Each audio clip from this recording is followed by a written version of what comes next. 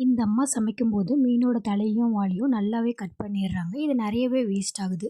இத பார்த்துட்டு இருந்த அவங்களோட பொண்ணு, "ஏம்மா நீங்க இவ்வளவோ கட் பண்ணி போடுறீங்க?" அப்படின்னு கேட்குறா. அதுக்கு அவங்க அம்மா சொல்றாங்க, "எங்க அம்மா அப்படிதான் பண்ணாங்க. அதனால தான் நானும் அப்படி பண்றேன்னு."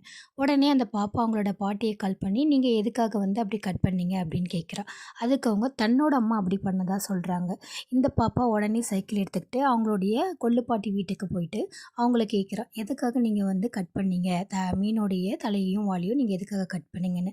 அதுக்கு அந்த பாட்டி சொன்னாங்க, "யா என்னோட பேன்ல வந்து அது பத்தல. அதனால தான் நான் 2த்தையும் வந்து கட் பண்ணி போட்டேன்." அப்படின்னு. இப்போ இந்த இதுலேருந்து நம்மளுக்கு என்ன தெரியுதுன்னா, நெறைய சம்பிரதாயங்களுக்கும், நெறைய விஷயங்களுக்கும் ஒரு ஒரு காரணங்கள் நெறைய இருக்கும். ஆனா நம்ம சிம்பிளா ஏன் அப்படின்னு ஒரு கொஸ்டின் கேட்காம நெறைய விஷயங்கள நம்ம வந்து வீணாக்கிக்கிட்டு இருக்கோம். அவங்க வந்து மீன கட் பண்ணது சிம்பிளா அவங்களோட பேன்ல பத்தலன்றதுக்காக. ஆனா, அதுக்கு அடுத்தடுத்த ஜென்ரேஷன்ல அன்வான்டடி ஏன்னு கொஸ்டின் கேட்காததால நெறைய வேஸ்ட் பண்றாங்க.